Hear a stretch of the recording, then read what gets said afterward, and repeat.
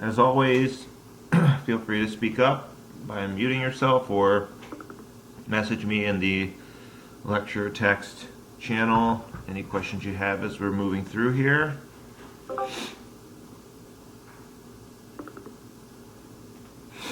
So we were talking about IR spectroscopy on Tuesday.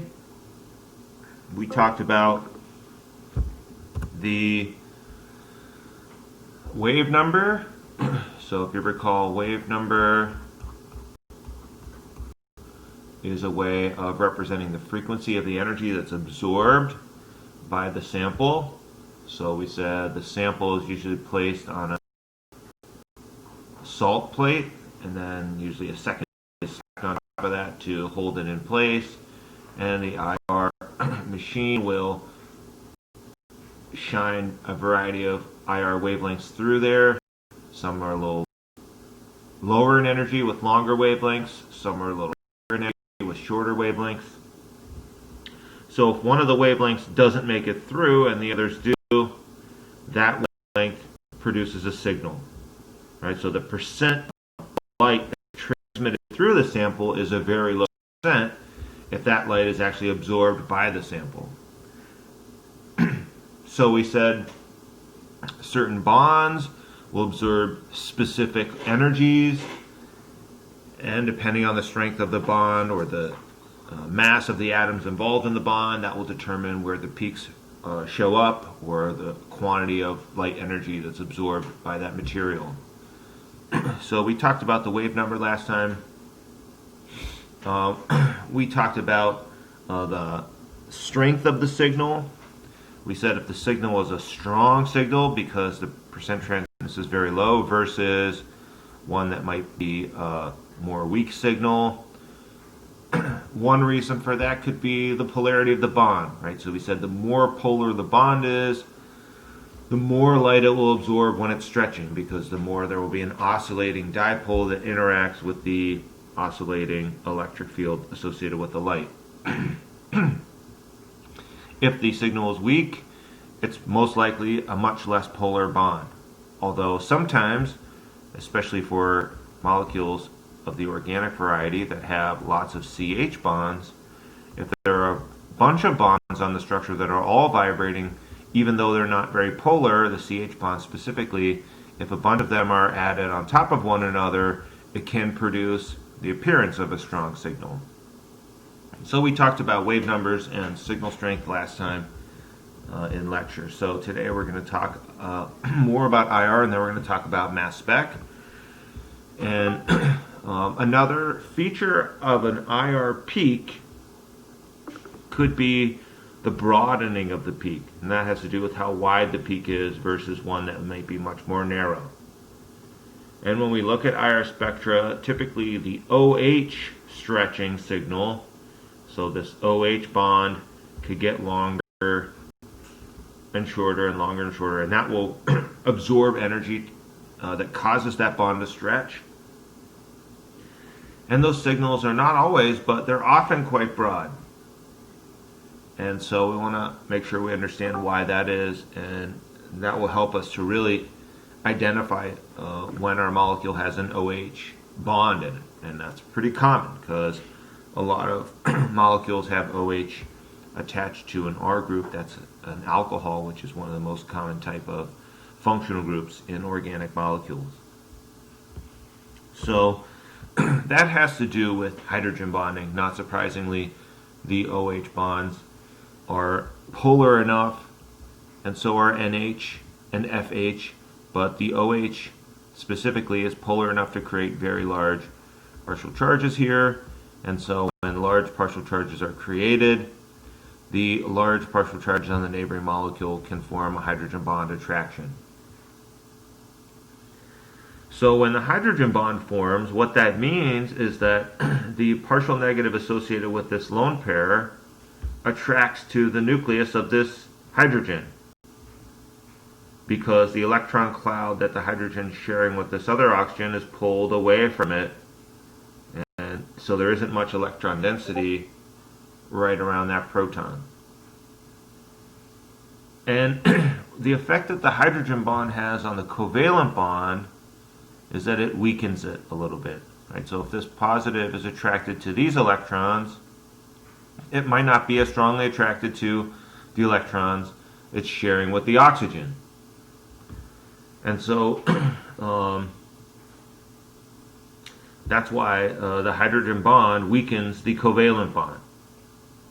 Right? This bond is stronger if both nuclei are strongly attracted to the electron cloud, where the electron density is mostly between the nuclei. But if this nucleus over here gets a little bit more attracted to the electron pair over here, it's not sharing them in an orbital, it's just an attraction, right? Hydrogen bond's not a covalent bond. It's just an attraction between large partial charges. But if it does become more attracted there, it won't be so attracted to these electrons it's sharing. And so that weakens the bond.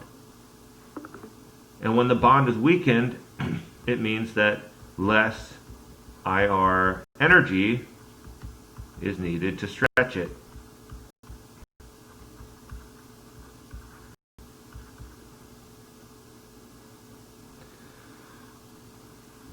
So that would cause a shift in the position, right? We said in the IR spectra, typically these come around 3,400 inverse centimeters. If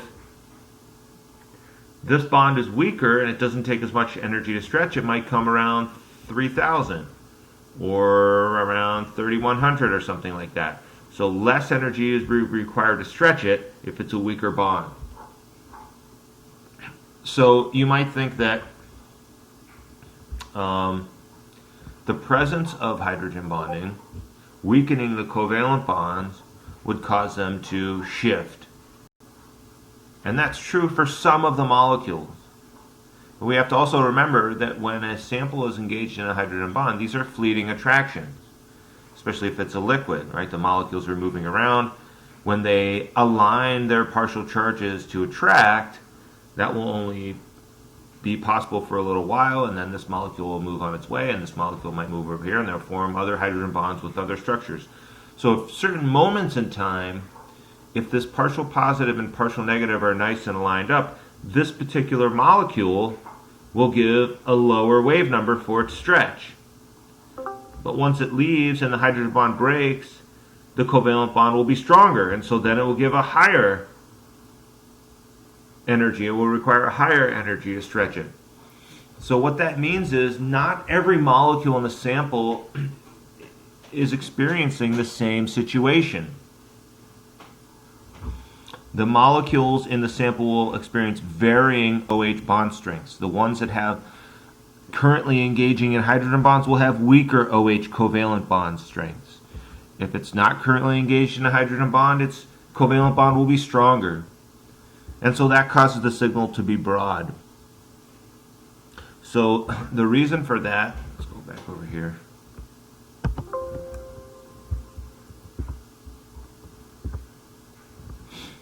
So what's happening here is this broad signal is produced because each individual molecule produces a different signal with a slightly different shift. Right? So one molecule that's engaged in a hydrogen bond, a nice strong hydrogen bond here between one molecule and the neighboring molecule, that will have a weaker covalent bond. So it won't take as much energy to stretch. So if there's only a few of those that have really strong hydrogen bonds, they'll give some little peaks over here. And the ones that aren't engaged in hydrogen bonding at all, at some moment in time, they'll have a stronger covalent bond. So those will require more energy to stretch. And so their little peaks will be over here. So what this broad signal is, it's not actually one signal. It's actually multiple tiny little signals that are each representing different molecules that have some with no hydrogen bonds, some with strong hydrogen bonds, and some might have weaker hydrogen bonds. So maybe the partial negative isn't able to get as close in that particular moment in time, so the hydrogen bond's a little bit weaker. So if the hydrogen bond is weaker, then the covalent bond's a little bit stronger. Not as strong as it would be if there were no hydrogen bond, but it's a little bit stronger, and it will require a fair amount of energy to stretch it. So each one of these individual peaks put next to the other, it makes it look like one big signal because there are so many molecules, each having a slightly different amount of energy necessary to stretch its OH bond. So I get a broadening of the signal when I have a variety of molecules all experiencing slightly different surroundings due to the fact that they all have slightly different strengths for their covalent bond, and whether or not they're engaged in some degree of hydrogen bonding at the same time. So if I dilute the sample in a solvent that it can't hydrogen bond with, so I've got my alcohol group, the alcohol group could hydrogen bond with another alcohol group, and that would produce the broadened signal we just talked about. But if I dilute this with a different solvent, so the solvent will basically keep these apart, and the solvent, whatever it is, can't form hydrogen bonds, then these molecules won't be able to form hydrogen bonds, and they'll all be virtually identical.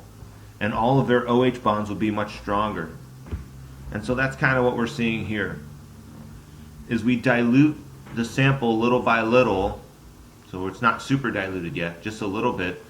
I start to see the signal here. So the OH bond that's not engaged in hydrogen bonding actually comes above 3,500 usually, 36 or 3,700. And that's because if the OH bond of my alcohol is not engaged in a hydrogen bond, this is a really pretty strong covalent bond. And it takes a higher amount of energy to stretch it. So as I dilute the sample and some of these molecules can't engage in any hydrogen bonding, I see a signal for those molecules. The ones that can engage in the hydrogen bonding, that gives me a lower energy signal, because once it starts to attract to a separate molecule through a hydrogen bond, the covalent bond's weakened, it doesn't take as much energy to stretch it, and so I see those signals lower down at lower energies on the IR scale. So if I see both a narrow and a broad signal, that could imply that I have an intermediate concentration. So for our lab 7 though, we're going to be looking at IR samples for pure substances. All of our samples will be pure. So if I have an alcohol, if one of your unknowns in lab 7 is an alcohol and it's pure, it's only going to be surrounded by other alcohols that are identical. And that should create some nice strong hydrogen bonds. So you wouldn't expect to see this signal. You'd only expect to see the broadened peak around 3,400 because the covalent bonds are weakened by these hydrogen bonds that occur there. Any questions about that?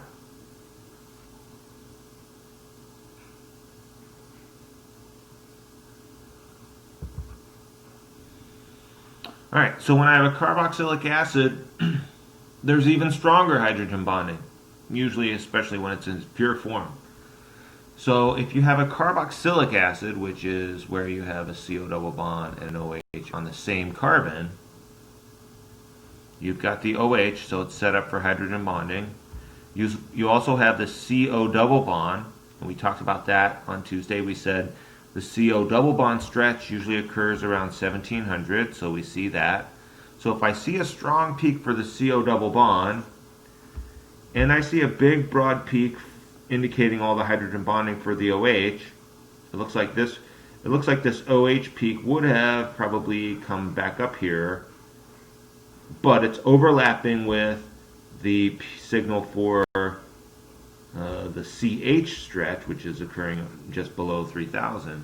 So we're kind of seeing an overlap there. So that implies that my carboxylic acid has some other carbons with at least some kind of hydrogens attached to them to create the CH stretch on an sp3 hybridized carbon, which we said last time appears just below 3000.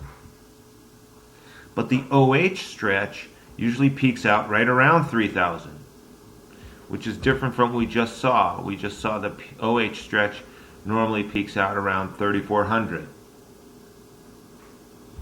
And so what's happening there is a dimer.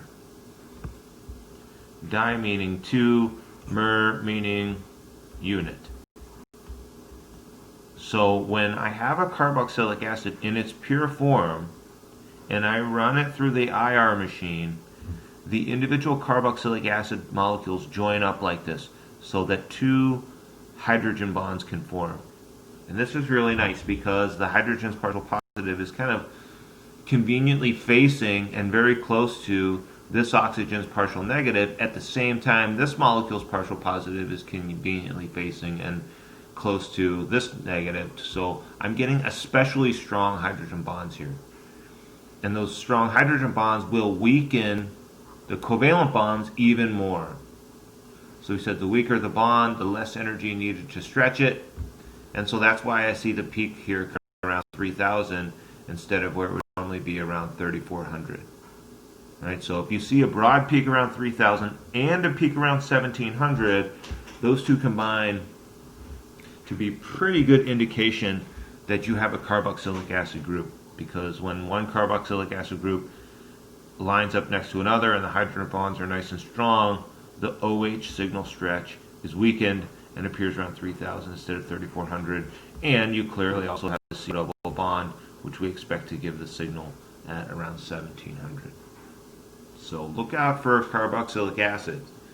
Normally, when we're talking about alcohols, we're so focused on this peak around 3,400, if you don't see it, you start to rule out the possibility of an OH bond in your structure.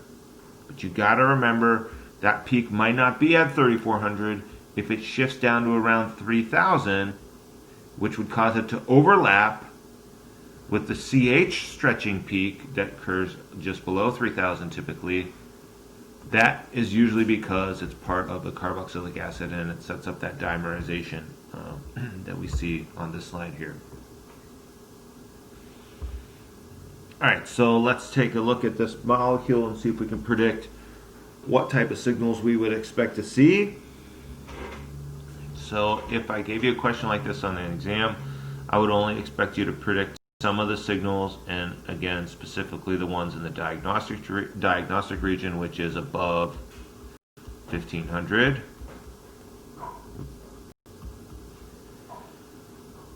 So here we see the carboxylic acid that we just talked about, so we can mention that again. So the CO double bond, that should give a stretch around 1,700. And I might ask you to determine whether the signal should be strong or weak. And in this case, since it's a very polar bond with a big partial negative, big partial positive, it has the capacity to interact more strongly with the light and absorb more light, which means that it will give me a strong signal. So I expect to see a strong signal around 1,700. If you want to label that instead of 1,700, if you wanted to say like 1,650 through 1,750, that's typically where you see a CO double bond. We talked about that last time. So we also have the OH stretch.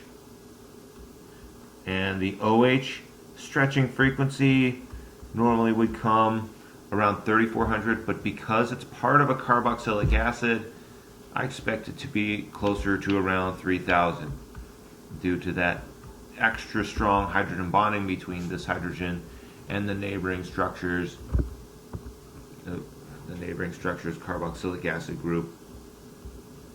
And since they can form this pairing or dimerization, where the opposite partial charges line up really effectively, that weakens the covalent bonds, and that's why I get the stretch at a lower frequency. And that would also be pretty strong because the OH bond is also quite polar. The more polar the bond, the stronger the signal. So what other signals would I see here? From what we talked about on Tuesday, I've got some hydrogens. So here's another example where it might be a good idea to draw in some of these hydrogens so you can see the signals. Because when hydrogen bonds to carbon, there's no hydrogen here, but when hydrogen bonds to carbon, that stretching usually occurs around 3,000. But you got to remember, if the carbon that the hydrogen's bonded to is sp3, I expect it just below 3,000. If the carbon that the hydrogen's bonded to is sp2, because it's involved in a double bond, then I expect it to be above 3,000, around 3,100. And if it's an sp hybridized carbon, and there's a hydrogen attached to it, and that's stretching. That usually comes around 3300, 32 to 3300. So I would see this signal here. This carbon is sp2, and it's got a hydrogen, so I would expect to see that, and that would be a relatively weak signal because there's only one of that type of bond, and it's not very polar. It won't absorb much light. I won't expect to see this because I don't have any sp hybridized carbons with hydrogens bonded to them, but I will expect to see a signal, maybe even multiple signals around 2900. If I have multiple CH bonds, there's probably a few different ways that they can be stretching. When I have these groups of atoms on the same carbon, sometimes they'll stretch together as a team. So they might all stretch at one time, or one might stretch and then the other might stretch. There might be like an alternating stretching pattern going on. But I do expect to see a few different signals there, right? Kind of how we saw here. It's jagged here because there's a few different stretches that are all occurring for the CH bonds. We saw the same thing here. And I see a few different peaks that all correlate to different types of CH stretching frequencies occurring there. So this, however, I would expect to be strong because there are 6 of them, each one stretching, and each of those frequencies would stack together and add up to give me a pretty large sized peak there that stretches pretty close to the bottom of the spectrum. All right, so we want to talk about amines. Amines are another functional group that I might expect you to use IR to analyze or identify. So an amine is where I have a nitrogen. So there are really 3 types of amines. There's a primary amine, where my nitrogen is attached to one carbon. Hydrogens. So the primary, secondary, tertiary labeling for amines is different from alkyl halides. So let's just contrast that to illustrate the difference. With an alkyl halide, the halide, whether it be a fluorine, bromine, chlorine, iodine, is pretty much always only going to have one bond because it needs to have one bond and 3 lone pairs to have 0 formal charge and be optimally stable. So when we're talking about whether a halide is primary, secondary, or tertiary, we look to see whether the carbon it's attached to has 1 carbon attached, or whether it has 2 carbons attached, which would be secondary, or whether it has 3 carbons attached, which would be tertiary. Right? So when it's a halide, we're looking at the carbon to see what's attached to the carbon, because there's really only ever going to be one thing attached to the chlorine. But when it comes to nitrogen, nitrogen to be balanced in charge and avoid a formal charge needs 3 bonds in a lone pair, and also to make its noble gas configuration. So when it comes to nitrogen, we can actually look to see how many carbon atoms are directly bonded to the nitrogen itself. So if it's a primary amine, it's got 1 carbon bonded to it. If it's a secondary amine, it's got 2 carbon groups bonded to it. And if it's a tertiary amine, it would have 3 carbon groups bonded directly to the nitrogen. So we're not looking at what's bonded to the carbon, we're looking at what's bonded to the nitrogen itself. So that's the difference between looking at primary, secondary, tertiary halides versus amines. But what we see here is, depending on whether it's primary, secondary, or tertiary, there's a different number of NH bonds. And the NH bonds, in the case of the tertiary, there aren't any NH bonds. The NH bonds produce stretching signals. And since NH also has a high enough electronegativity to produce large enough partial charges to engage in a hydrogen bond, those are also usually a little bit broadened. When we're thinking about the NH stretch, we're trying to imagine what this is going to look like in the IR, with the stretching frequency, how much light is it going to absorb, where is it going to appear. Well, we said last time that the polarity of the bond affects the strength of the signal, or how big of a peak we're going to see. So compared to the OH that we just talked about, where oxygen's electronegativity is much larger than hydrogen, and nitrogen's electronegativity is also significantly larger, but not as big of a difference. That means the partial charges here are more significant, and the oscillating dipole will be more significant, so it'll absorb more light and give a stronger signal. Versus the NH bond, still very polar, so it'll still give a relatively strong signal, but not as strong. So here I see usually a moderately strong signal, or an intermediate strength to the signal. And so I can usually tell the difference between NH and OH because the NH stretches give something in between strong and weak. So let's take a look at an example here. Right, so it's not a very strong signal. If I had an OH, so if I had the same structure with an OH here, this is a more polar bond. It would have given a stronger signal. Also broad. So the main way to differentiate between an OH and an NH is the strength of the signal, because they're kind of coming in the same spot. The OH bond versus the NH bond. Why are they appearing? Both of those appear around 3,400. It's hard to tell the difference based on their positioning on the scale. Well, the NH bond, in the NH bond, the nitrogen has a little bit less mass than the oxygen. So the less mass it has, the higher the energy required to stretch it. But the OH bond is a little bit stronger of a bond. And the stronger the bond, the more energy is required to stretch it. So those two factors kind of sort of balance out, and that's why the peaks kind of sort of appear in almost the same position. So there is a little bit of a difference. The NH peak usually will appear around 3,300, the OH usually around 3,500. But it's really not easy to always tell the difference. So you want to think about where the peak appears, but even more importantly, think about how strong the peak is. If I have an OH, it's such a polar bond, it's almost always going to give me a big, broad signal. Especially if it's engaged in hydrogen bonding, the signal will be broad.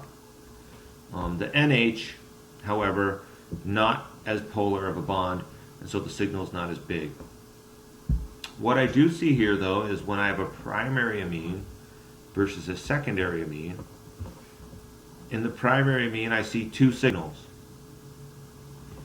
In the secondary amine I see one. And that has to do with the fact that there are two hydrogens versus one, and the ways that they stretch. So let's talk about that. So when I have a primary amine, my nitrogen has two hydrogens attached, and there's two different ways those can stretch. There's a symmetric stretching, where both NH bonds get longer at the same time and then shorter at the same time. And that absorbs a specific quantity of energy, producing one of these signals. You don't need to know which one. I don't have to know which one offhand. And there's an asymmetric stretching, where one gets longer as the other one gets shorter. And then this one would get shorter at the same time this one gets longer. And so those two slightly different ways that the NH bonds can stretch as a group produce two different signals. Right? So we're not talking about one NH bond stretching producing one of these signals and then the other NH bond stretching producing the other signal, because the NH bonds are equivalent. If this stretching was producing a signal and this stretching was producing a signal and they were stretching independently, well, they would produce the same signal because they'd be equivalent, and I would only see one peak. But they're really stretching as a team. They're either stretching and getting longer at the same time and then shorter at the same time, or one's getting longer as the other's getting shorter, and those two different modes of stretching absorb slightly different quantities of energy, and so that's why I see two different signals.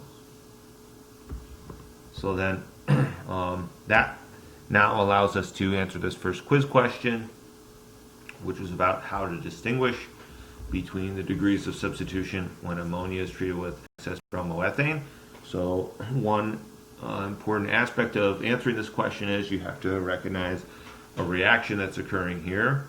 So ammonia is NH3. And if I treat that as bromoethane, what reaction would I expect to see? Well, what I have here is a leaving group on a primary carbon, and I have a molecule that can act as a nucleophile. So I expect my nucleophile to come in here and push out the leaving group. So this would be expected to be an SN2. And so then the nitrogen would be here, and the bromide would leave.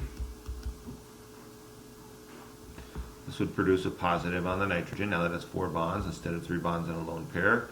And then what would happen is, I can't stop this from happening. Oh, is the stream frozen? Oh goodness, I don't know. Let me... Oh, it's frozen forever. Okay, let me restart the stream.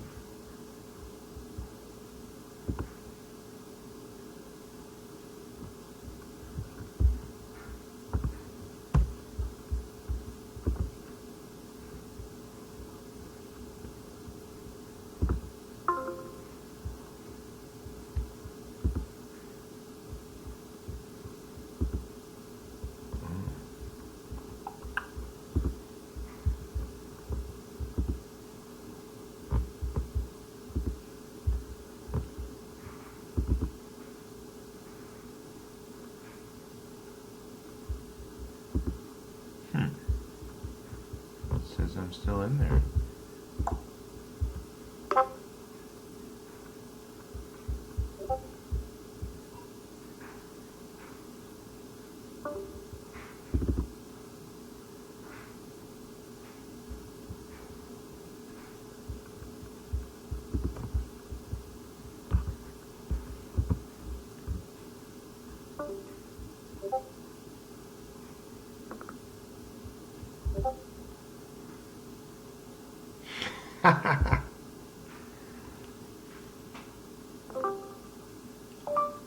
I'm trying to fix it now. Period. Give me 1 minute. Period.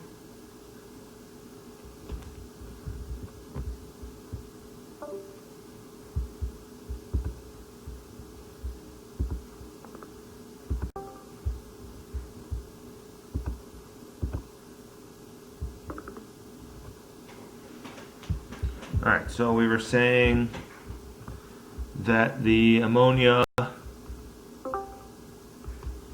is going to react with the ethyl bromide, or the bromoethane. It's going to act as a nucleophile and push out the leaving group. So that's an SN2. Since it's a primary carbon and the NH3 is relatively small and not very sterically hindered, it can attack there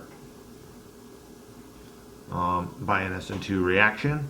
If that occurs, now the nitrogen will be here, and it still has 3 protons attached to it, giving it a positive, and it produced a Br minus. A Br minus is an extremely weak base. Right? HBr is one of the strongest acids, so I don't expect the Br minus to pick up a proton, but this nitrogen is a little unstable with a positive. So there's no way to avoid another ammonia molecule from coming in over here and picking off one of these protons. So if that happens, I'll produce NH4 plus, which is relatively stable. Ammonium bromide, relatively stable ionic compound.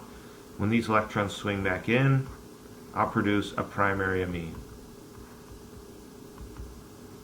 So when we're talking about the degree of substitution, we have to also recognize that we can't convert all of the ammonia into a primary amine cleanly.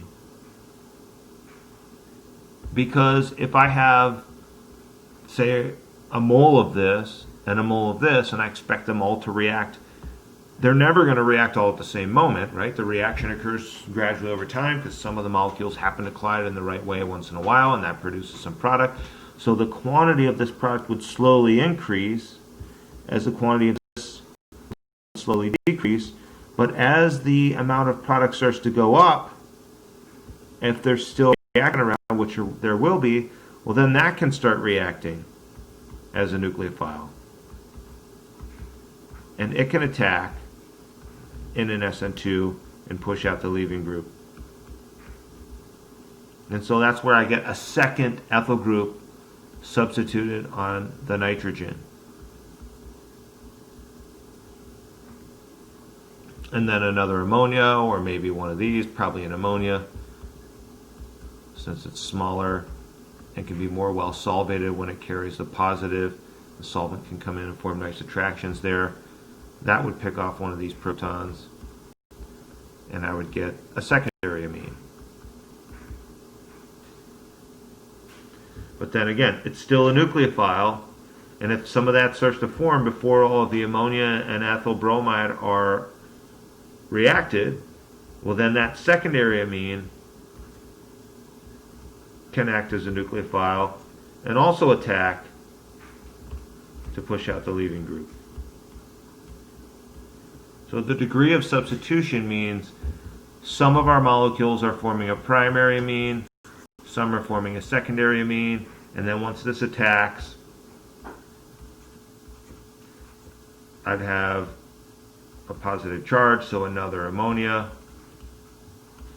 would pick that off and produce a tertiary amine. So there's no way to avoid formation of the secondary or tertiary amine. So this is not really a very practical reaction, but the question is about how to use IR to assess the degree of substitution here. So I can't really stop this reaction at the primary amine or the secondary. Maybe I want to make the tertiary amine. I can do that. So I start the reaction off. I would have to add excess ethyl bromide if I wanted to have 3 ethyl groups attached for every 1 ammonia. I'd have to use at least 3 moles of ethyl bromide for ammonia to get 3 of those on there. So as that reaction is happening, it has to go through all these steps, right? There have to be multiple substitution steps to produce a tertiary amine if I want that. So early on in the process, I would see a signal for the secondary amine, right? That would give me 2 peaks around 3300. And then as the primary amine starts to be converted into secondary amine, I would maybe only see 1 peak around 3300. And if I keep the reaction going and keep adding excess ethyl bromide, and all the secondary amine and primary amine is forced to connect with more ethyl groups, then I would see 0 peaks above 3000. Right, so this question is just about making sure you understand that there's a difference in the IR spectrum between primary, secondary, and tertiary amines, and that can be used to monitor a reaction in progress. I got this reaction going, I just take a drop of it out, put it on the salt plate, put it in the instrument, and if I still see signals around 3300, I know I still have, and if that signal has 2 peaks versus 1, I can tell to some degree how much of each of these reactants or products I have, and recognize that if I'm trying to make the tertiary amine specifically, I need to let the reaction go longer so that these nitrogens will pick up more ethyl groups and eventually get to the product if that's the product I want.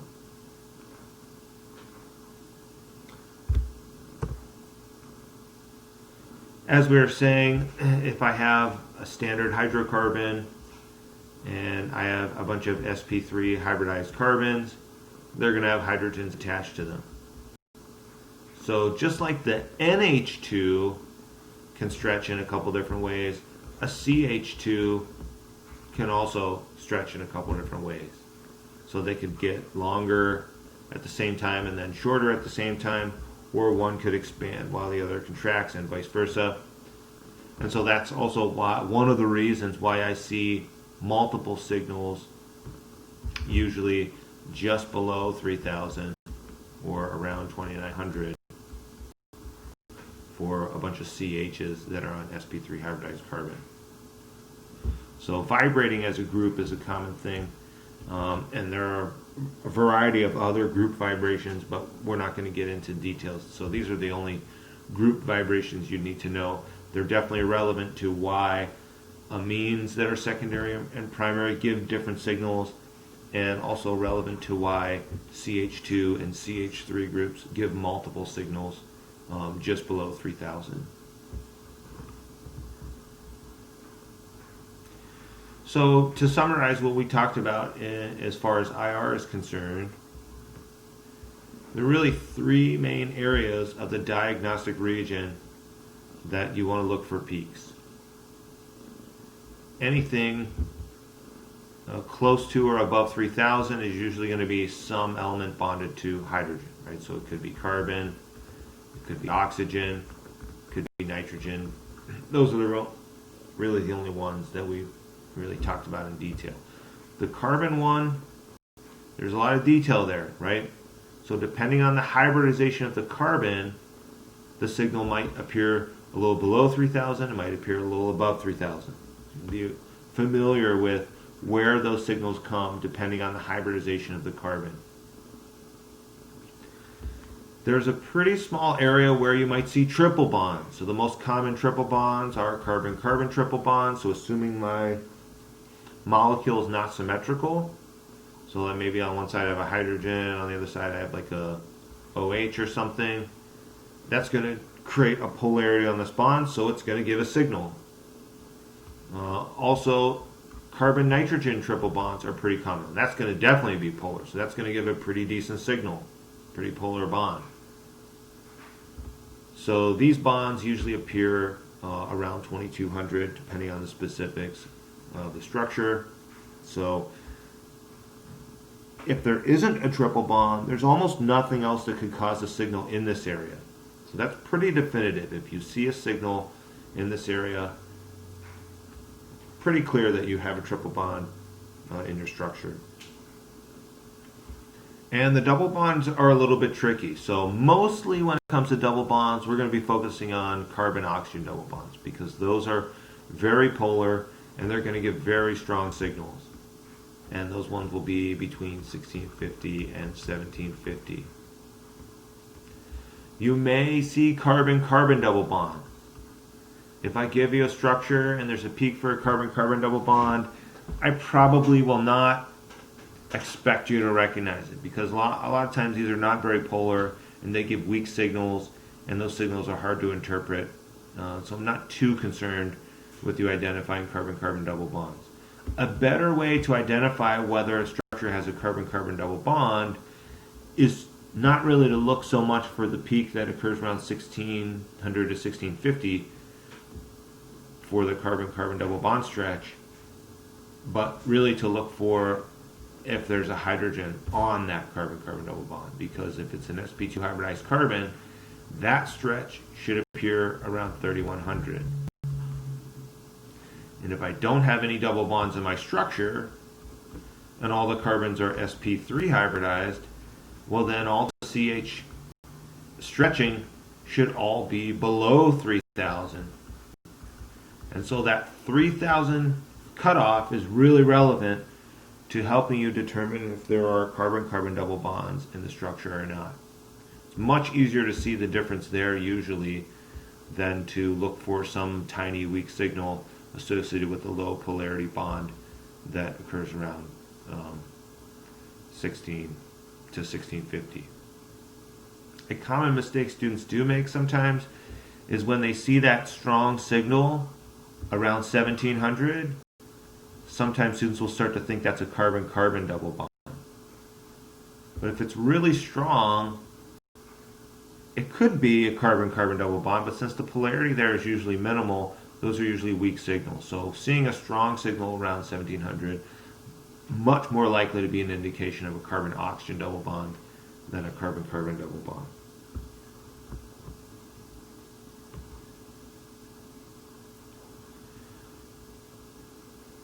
So looking for signals is relevant, but also sometimes noticing that there are no signals in a specific section of the IR spectra is also very informative, because obviously if I don't see a signal where I expect to see one for these different types of stretches, I can rule out the presence of any of those types of bonding in my structure. So when you're focusing on the region for carbon, hydrogen, nitrogen, hydrogen, oxygen, hydrogen stretching, not only am I looking for signals that might indicate these types of bonds, I also want to note if there is no signal in this area to indicate that I don't have any of these types of bonds. That tells me that my structure is probably most, especially if I see these signals obviously below, just below 3000, it tells me that I've got all my carbons that actually have hydrogens attached are sp3 hybridized. So as we were saying earlier in the first quiz question, a lot of times IR has traditionally been used to monitor chemical reactions. So a lot of these reactions we haven't talked about yet, but we can at least look at the structures and describe how we might use IR spectroscopy to monitor a reaction. So if I'm starting with an alcohol and I use an oxidizing reagent, like chromic acid or something like that, which we'll talk about in OChem 2, that would convert, that will remove this hydrogen and put a double bond there. So what I'd be looking for here is the disappearance of a peak around 3400, a big, strong, broad signal around 3400 for the OH stretching. If that's gone because my molecule's been converted into something else, I won't see that peak anymore. So sometimes we can look for the disappearance of a peak that was only present in our reactant that's not present in the product. Or in addition to that, we can look for maybe the presence of a new bond. So the CO double bond stretching around 1700, that wasn't there initially. The CO single bond is much lower in energy. It's a much weaker bond. And so that would be obscured by all the bending frequencies that are observed in the fingerprint region, most likely. But the CO double bond is pretty clear around 1700, nice strong signal. So if this reaction is successful, and I don't see any peaks around 3400, but I do see a new peak around 1700, that tells me that this product has most likely been formed successfully in the reaction.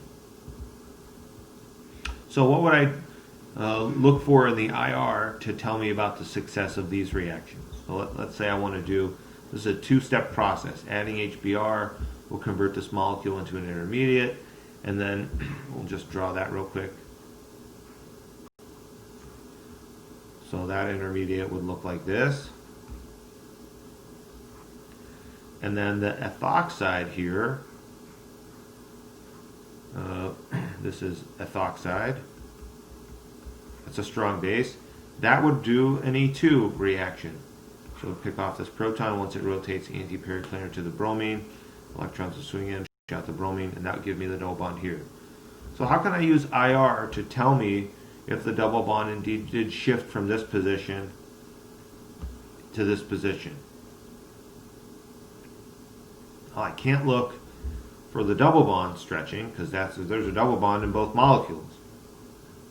The only difference I can really exploit is the presence of a hydrogen on an sp2 hybridized carbon.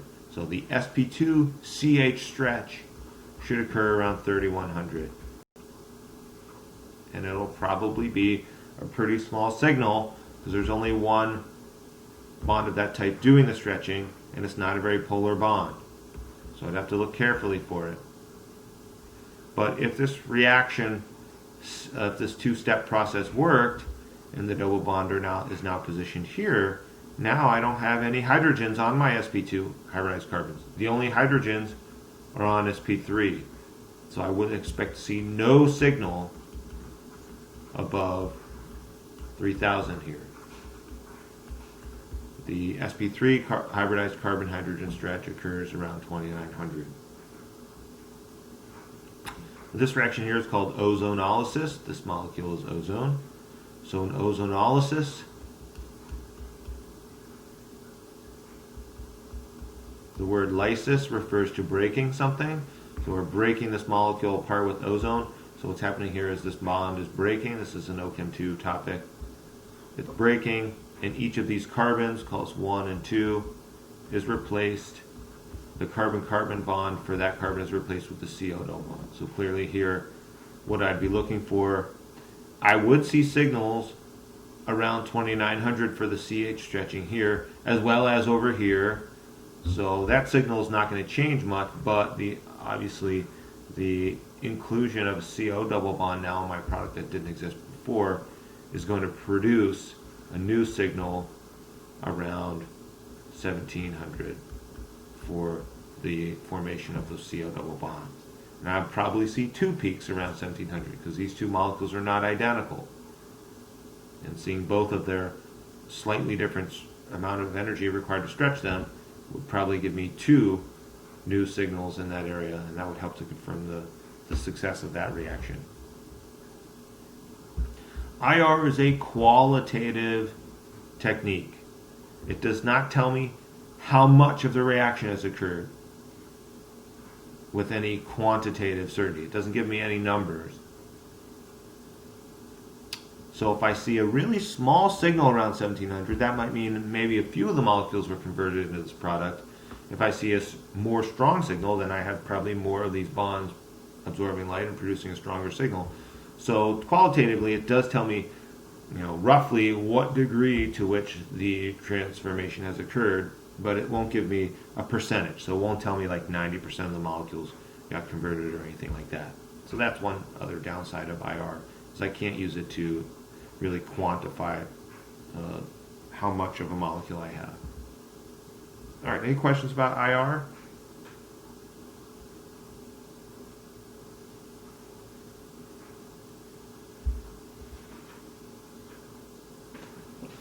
All right, so let's talk a little bit about mass spec. Mass spec is a form of spectrometry, which is different from spectroscopy. Spectroscopy focuses on using light to interact with the sample, but it does not change the sample. Right? So what we're saying here is this molecule will absorb infrared light, but that light only stretches the bond. It doesn't break the bond, it doesn't change the structure, it doesn't change the identity of the molecule in any way. That's spectroscopy. Spectrometry is actually going to change the structure of the molecule. But we're going to use mass spectrometry to look at how massive these molecules are, and that's going to really help us confirm whether or not the structure has the mass we expect, right? Because if the molecule has a certain formula, it's got a certain number of carbons, hydrogens, etc., all those atoms in the formula add up to a certain mass.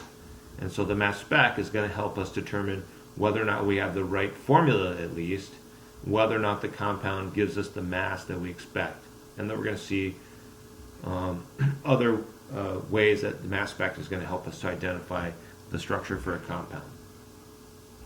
So in order to do a mass spec, I put my compound in the instrument, and the first thing that happens is it's vaporized. That means it's going from a liquid or a solid to a gas. And then that gas is going to be ionized, which means an electron is removed. So this is where we start to change the structure. An electron is removed. That needs to happen because, let's say the molecule, let's just say we had cyclohexane. If the molecule is neutral and has no charge, it can't be detected by the instrument. The instrument uses a magnet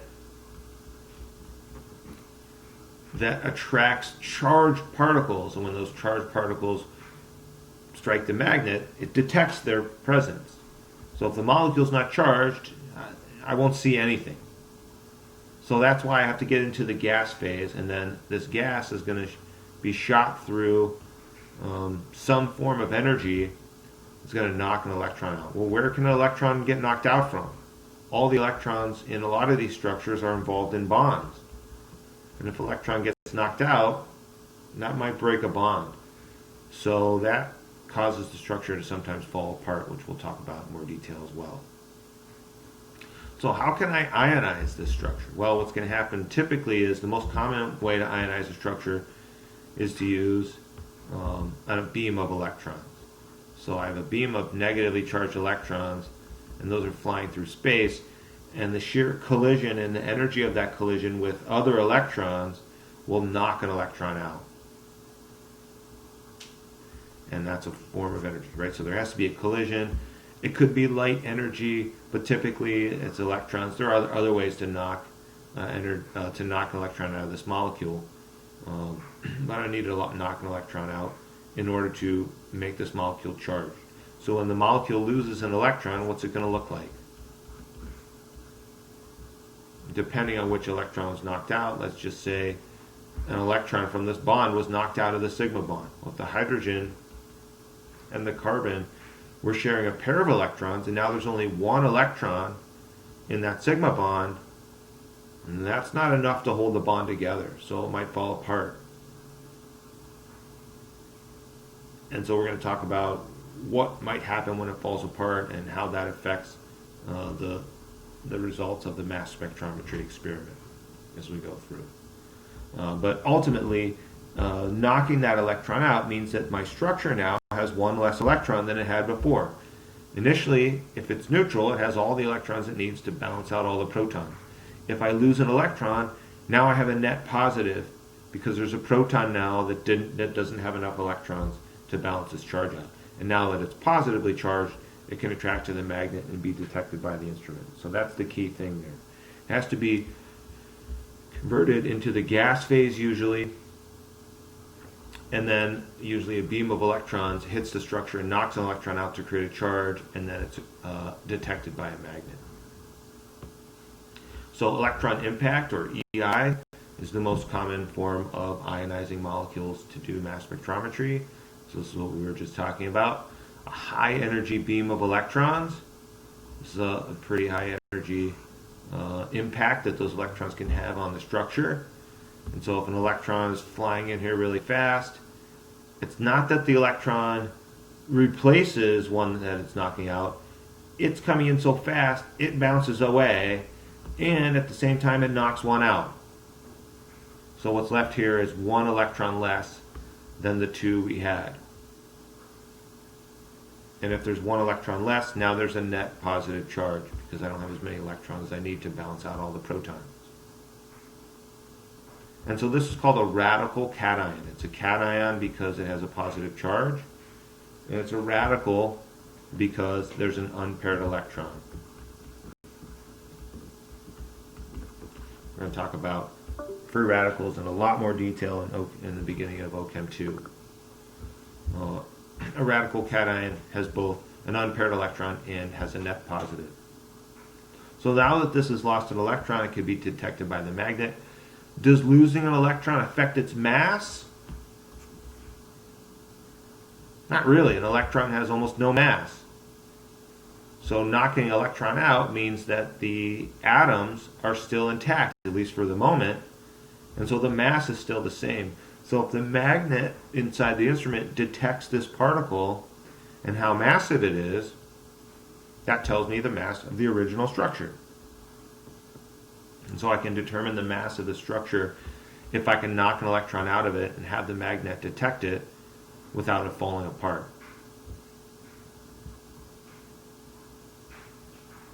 And so that's what we're talking about here. How does the mass of the radical cation compare to the original molecule? They're the same.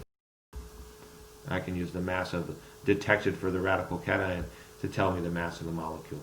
And that's represented with the symbol M for mass. So this positive and the dot here represent the fact that I have a radical cation, right? The positive means cation, and the dot means it's a radical. And that's called the molecular ion. So here's my molecule I'm analyzing. This is the molecular ion.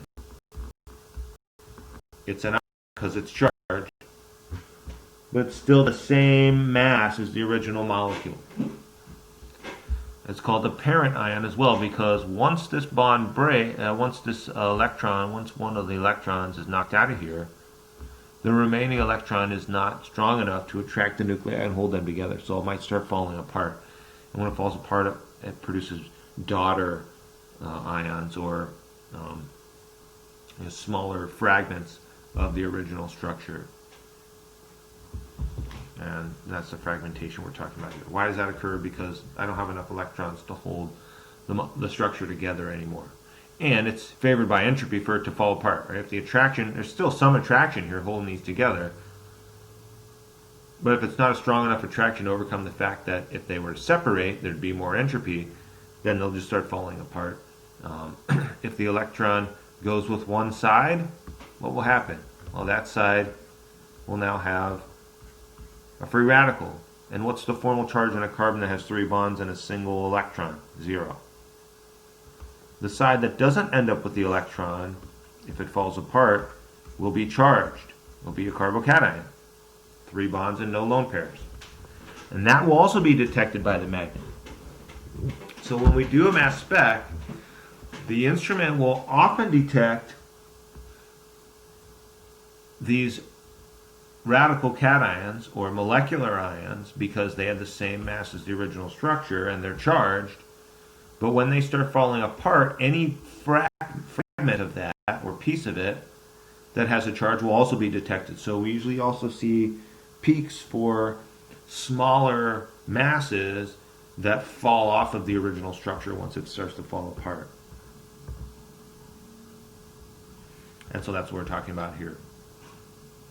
So any charged particles, the original ones that don't fall apart, any pieces of those that do fall apart, neutral ones won't be detected, but the charged ones will be detected by the magnet inside the instrument.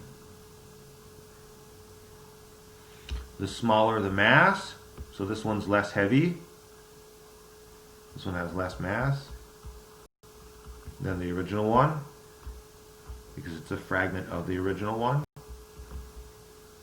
The smaller the mass, the more it's affected by the magnetic field, right? So there's this magnet in there, this magnetic field in here, and when these charged particles are flying by, if they're heavy, they have more momentum, and they aren't really that attracted to the magnet. Maybe they only move their path a little bit. But the ones that have less mass, the fragments that are less massive, they don't have as much momentum as they're flying through here, so they get more affected by the magnetic field, and the position where they collide is different. So the machine is calibrated to detect where these collisions occur, and the further the path, or the more dramatically the path of the ion is affected by the magnet, that tells me that the particle has less mass because it's not carrying through in its original path due to not having as much momentum. And then again, neutral fragments would not be detected.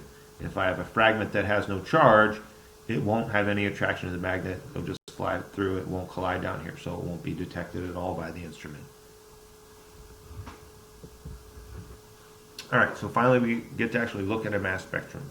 So here is the result if I put methane, which is already a gas, into the mass spec. Right? What happens to the methane? It gets hit by a beam of electrons. An electron gets knocked out. So right when that electron's knocked out, now there's only one electron left in this CH bond, and overall the structure has a positive charge. So it will be the mass of that unit. One carbon, what's the mass of carbon? Well, if we look on the periodic table, the mass of carbon is 12.011. Is 12.011 the mass of any individual carbon atom? No. Right, you got to remember, the masses on the periodic table represent the average mass of all these different isotopes. But what the mass spec is detecting is not an average. The mass spec is detecting these individual molecules. Each individual molecule that strikes the detector, as after its pathway is affected by the magnet, each individual one has a certain amount of mass. So not every molecule, a molecular ion, is going to have the exact same mass. Right? So imagine I've got a bunch of different methane molecules. Some of the molecules have a carbon 12 Other molecules have a carbon-13 because carbon exists in a couple different isotopes naturally. The average is close to 12, so there are a lot more carbon-12 than there are carbon-13. So let's focus on this one, since most of the molecules will have 12 for the mass of the carbon, 6 protons, 6 neutrons. So that would be 12 plus 1 proton on each hydrogen, so that would be 16. So I'm looking for a mass of 16 right here, and that's exactly what I see. I see this big peak because that's telling me that when an electron's knocked out of here and I create a positive charge on my structure, most of the structures have a carbon-12 and most of them remain intact, at least long enough to get detected by the magnet, and so that's giving me the tallest peak. And that's the molecular ion peak. It happens to be the base peak. The base peak is whichever peak is the tallest. Sometimes the molecular ion peak might not be observed. In this case, it clearly is. But if upon knocking that electron out, it falls apart immediately, then I would lose a hydrogen and then that molecule fragments. It's not going to give me the same peak. But what I do see here is that some of it does fragment, right? If this hydrogen takes this radical and leaves, what's going to be left is a carbon with 3 hydrogens. So that's a mass of 12 plus 1 plus 1 plus 1, 13, 14, 15. And so the peak I see at 15 corresponds to what happens when some of the molecules lose a hydrogen.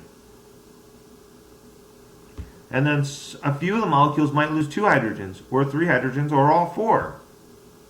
And so that's why I see these other fragments. Right? So typically I see the molecular ion peak, and then I might see some fragments that are 1 mass unit less if they lost a hydrogen. And if the molecule is more complicated, it might fragment in more dramatic ways, so I might see even smaller peaks that result from that. So then there's this other peak down here, which we'll talk about a little bit later. All right, so this is what we were saying. So we knock an electron out, it still has its original mass. If the hydrogen falls off, and now I have this fragment, it has 1 mass unit left. So that's why the 2 biggest peaks in that spectrum over here were the mass of 15 and the mass of 16. And then if I lose more hydrogens, I get these other smaller peaks. Most of the molecules don't have that happen for them,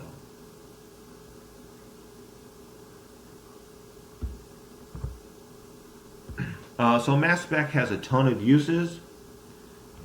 This is just informational. I'm not going to test you on this in any way. Just wanted to point out all of the areas where this technique is used, and there are even more.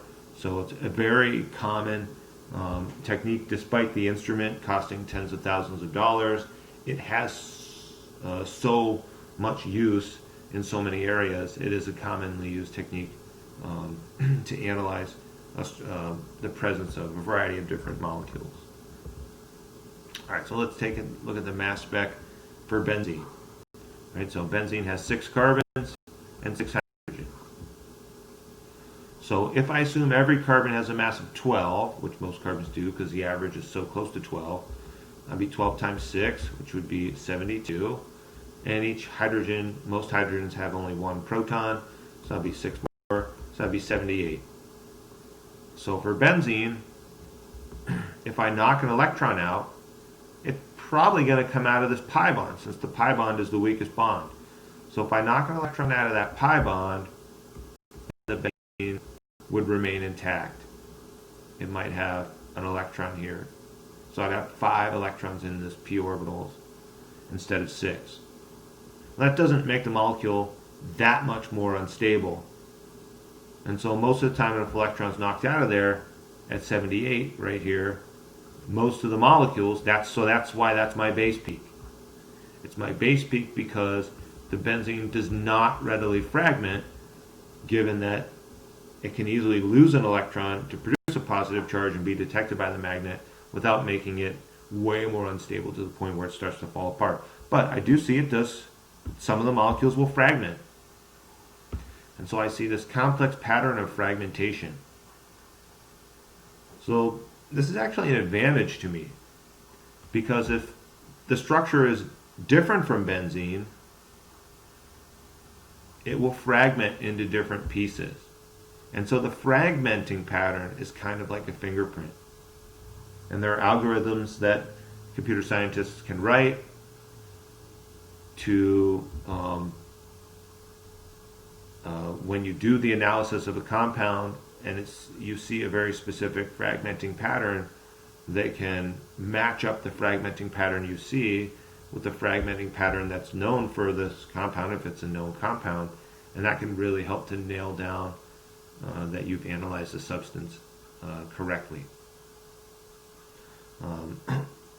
So that's a useful thing that exists. But also, if I know the mass of the structure and I see a large peak that matches the mass of that structure, that also helps to confirm that it's likely to be the structure I think it is.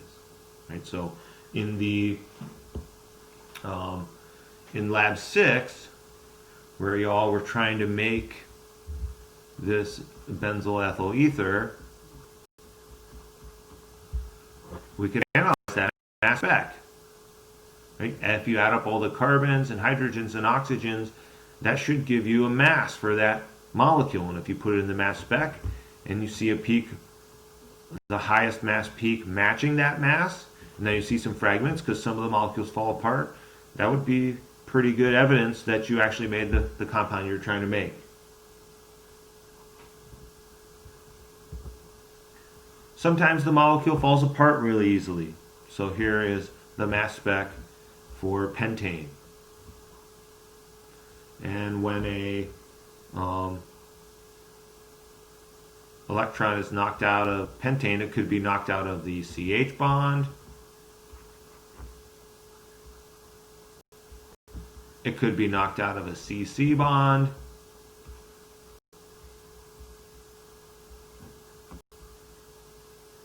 And so since all these bonds are sigma bonds to begin with, they're all relatively stable. If I knock an electron out of one, it's going to fall apart pretty easily. So fragmenting by losing a hydrogen can occur. Initially though, if I have 5 carbons and 12 hydrogens, that's going to be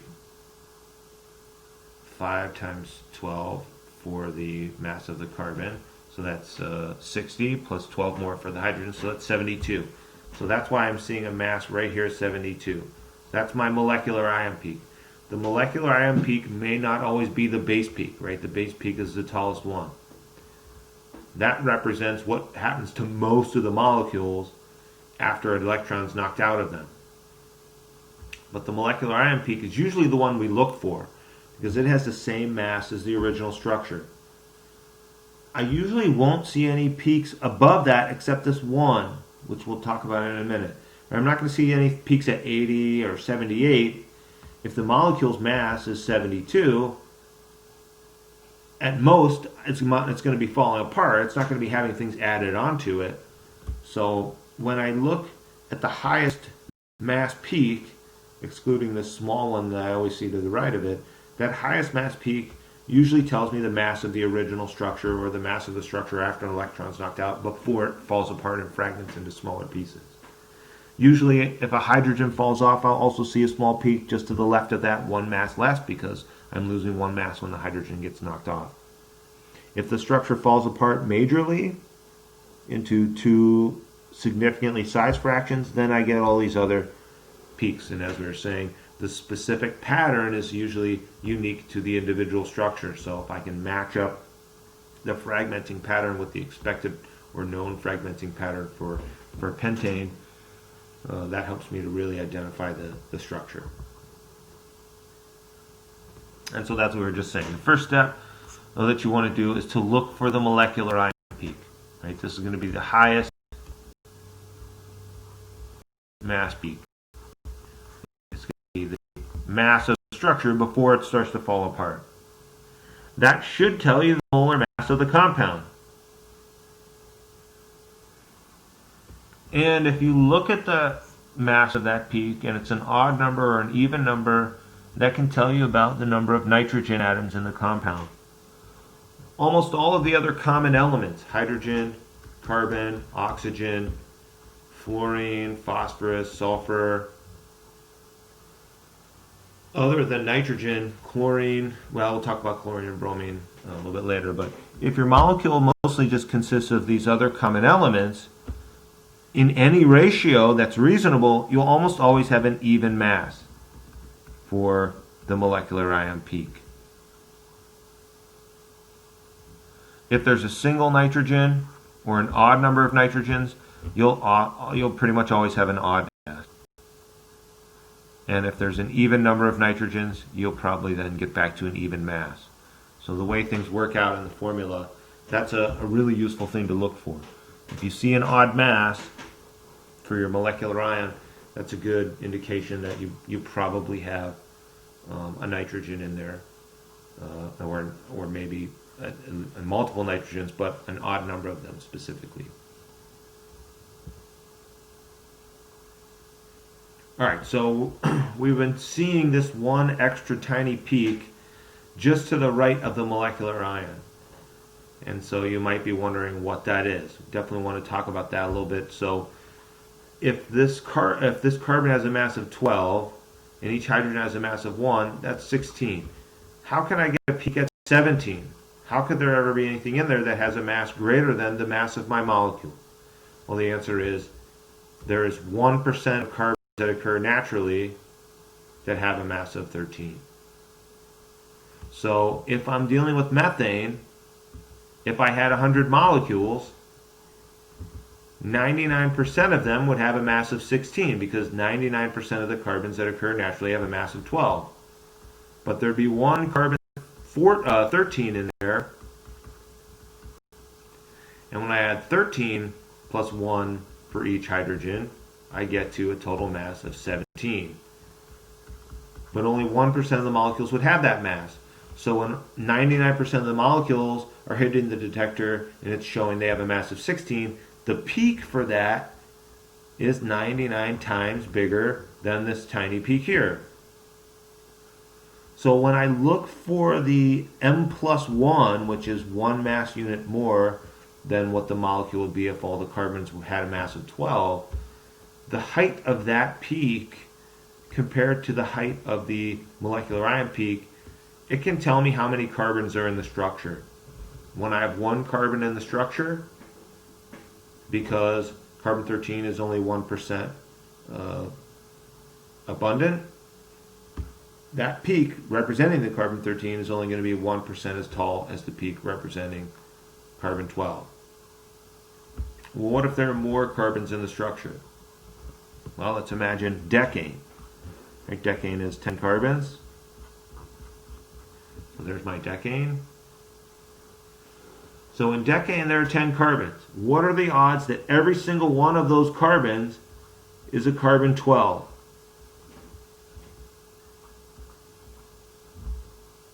Well, since carbon 12 is more abundant, most of the molecules will be all carbon 12 at every position.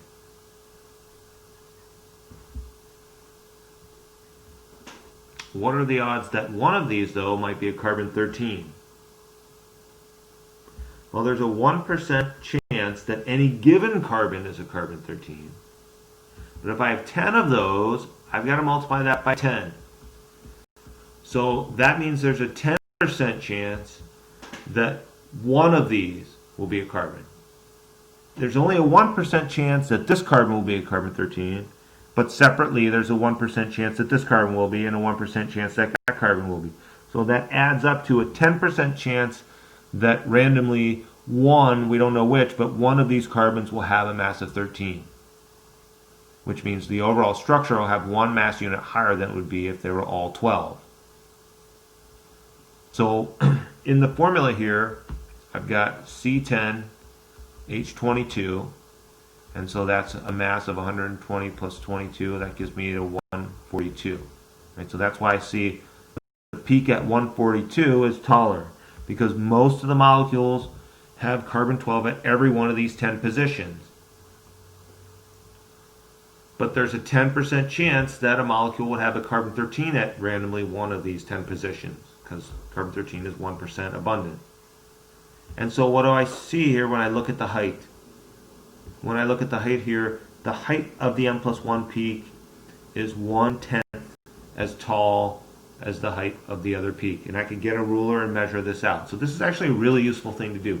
If you get a mass spec, measure with a ruler the height of your molecular ion peak, and then measure the height of the peak that's one mass unit greater than that. The percentage there, or the ratio there, tells you how many carbons there are in the structure. Because each carbon I add adds a 1% more chance that there's going to be a carbon-13 somewhere in the structure. So for every 100 molecules of decane, what percentage of them are made of carbon-12, exclusive of carbon-12? 90%.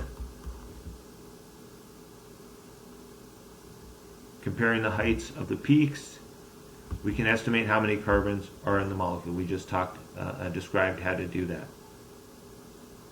So if this peak is 1/10 the height of the other one, that means there are 10 carbons.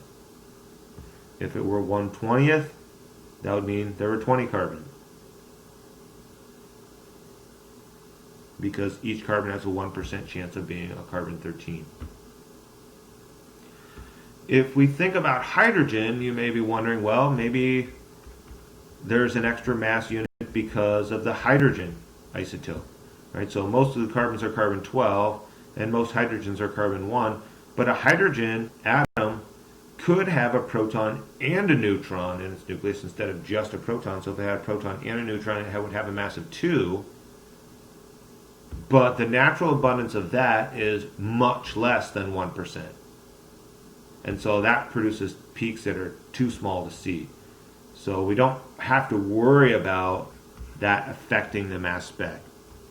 The effect of the presence of deuterium atoms is not going to affect the mass spec unless we have a molecule that's been synthesized specifically to incorporate a high percentage of deuterium atoms in the structures. So naturally, if it's just a natural sample, we can assume all the hydrogens have a mass of 1 because the amount of them that have a mass of 2 due to having a deuterium atom is negligible.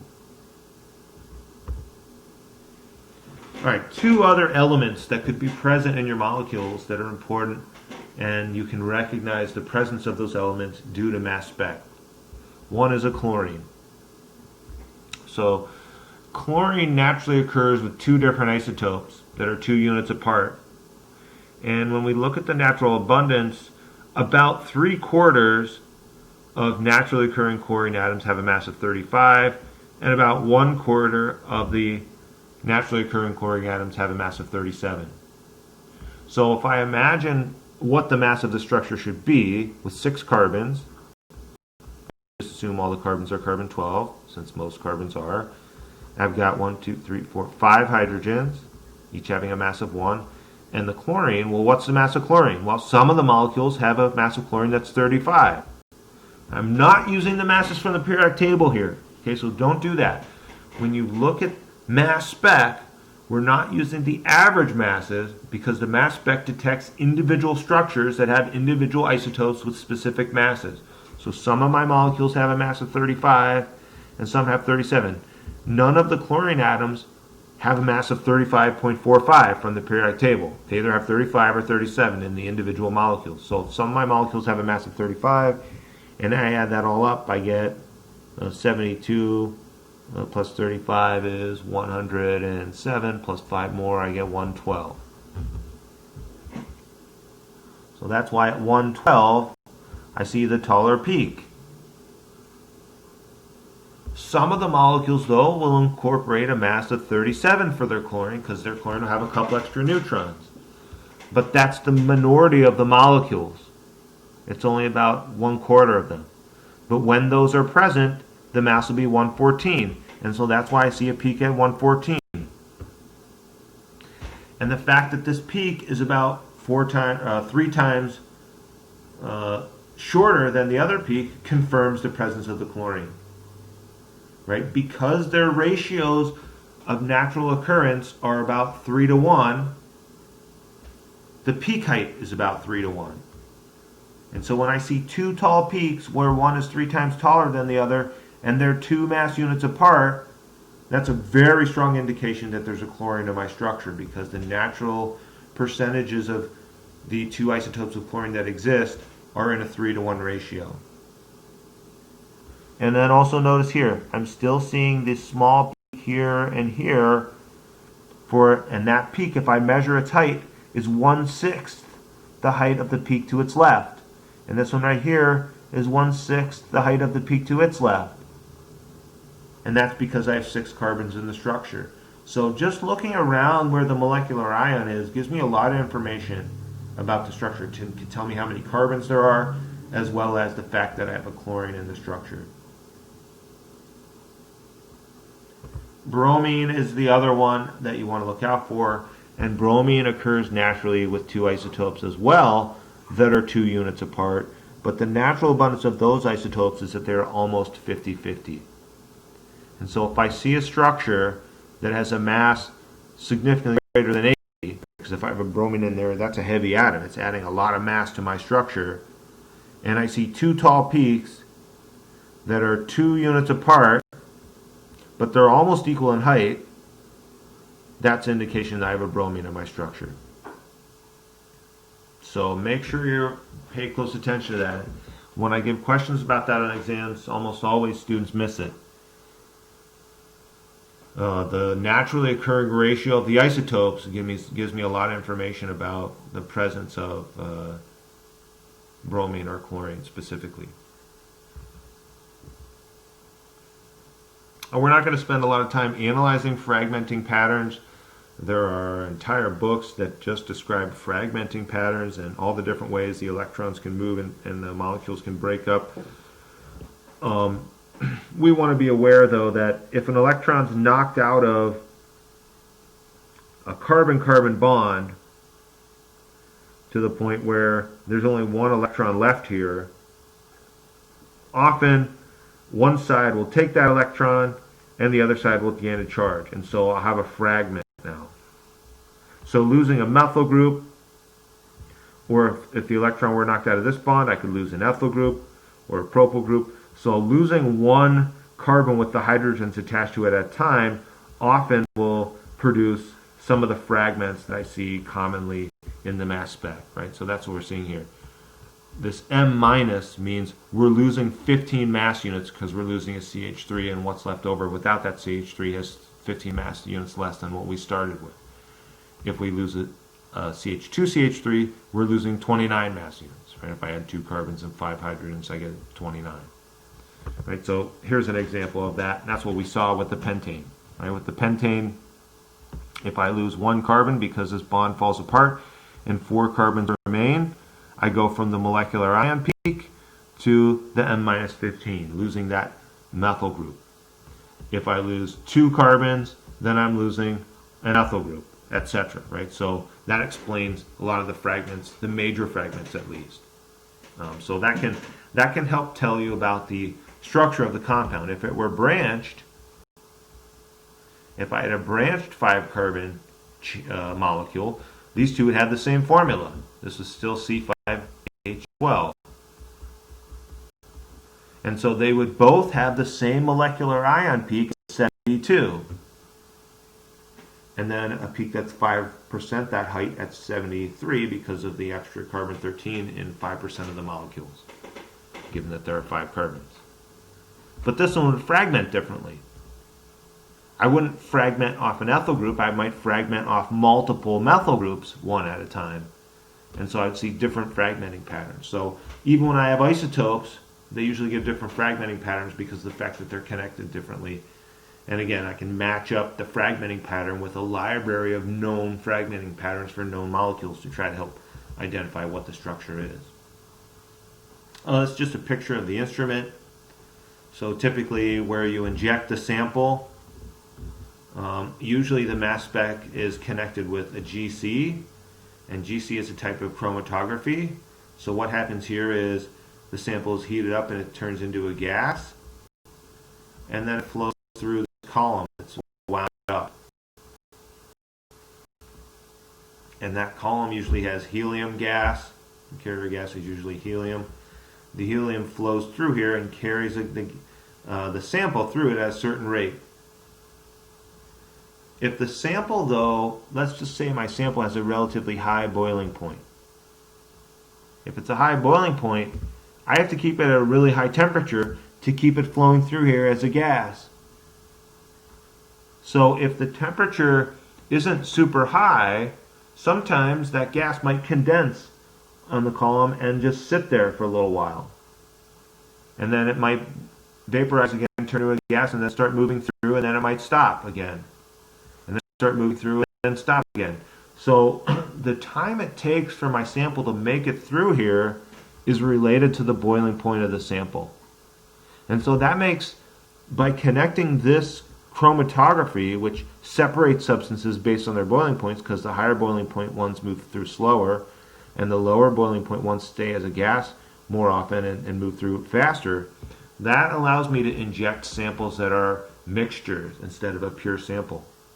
If I inject a mixture directly into the mass spec, I'm going to be seeing all kinds of different molecular ion peaks and all kinds of different fragments, because I have all these different molecules together and they're all being hit by the electrons and turning into charged fragments that all get detected at the same time. It makes it too complicated to figure out what's happening. So by connecting the GC first, which is what we have in our lab, and we'll be using these for our unknowns in Lab 7, a mixture of compounds can be placed in here. The ones that have the lower boiling points come out first, and then they're analyzed by the mass spec. They get an electron knocked out of them, they produce a charge, the charge gets detected depending on how it's affected by the magnet, and then I get a readout for the mass spec for that compound. And then later in time, another one comes out that took longer to get through because it had a higher boiling point and didn't stay as a gas the whole time. And so I can get multiple mass specs separately analyzed for each of the components of my mixture, and that is why this machine is so powerful and used so commonly for a variety of different purposes in a variety of different industries. So here's what a GC might look like. So the GC part of the mass spec, what happens is, as we said, it goes through this column. Once it comes out, its mass spec is determined and the detector tells me what's there. And if it took 2 minutes for that to come out, the machine will plot when it's detecting ions over time. So if something comes out soon, it had a lower boiling point. If I see something coming out a little bit later, it must have had a slightly higher boiling point. If I get multiple peaks, that means my sample had a bunch of different substances in there, all with different boiling points that came out of the gas chromatogram at different times due to staying on the column for different periods of time. And so I get two readouts. One that tells me basically how many substances are there because they're all separated based on boiling point. And then the machine will analyze the mass spec of each one of these, so I can see the fragmenting pattern for each one and potentially identify what each one of these substances are. So it's very powerful at analyzing a mixture.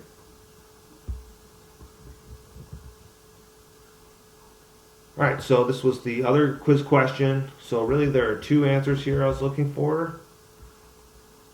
So one is the fragmenting pattern.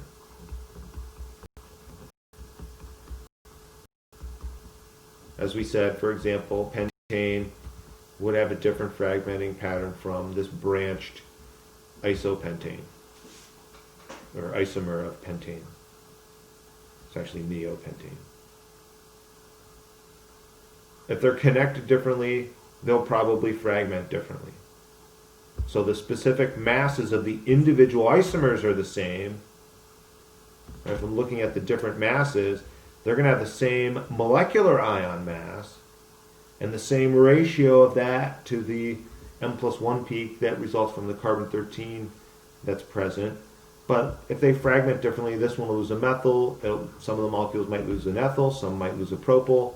Over here I'm mostly going to probably lose methyl groups.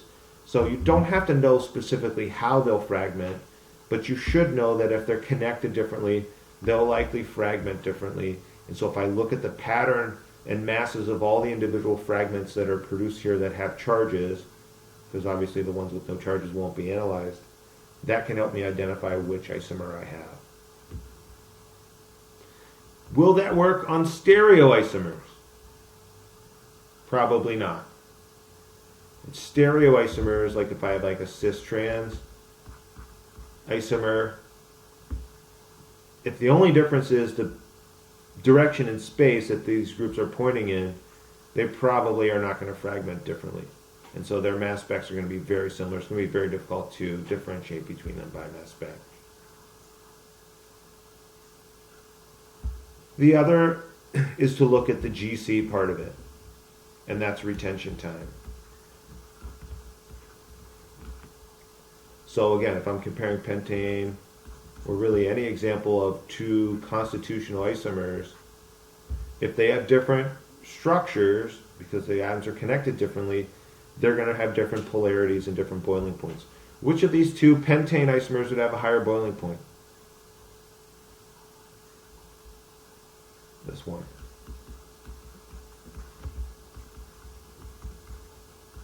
Why is that? London forces, right? This one has a larger surface area because it's all spread out. This one's more compact, it has a smaller surface area.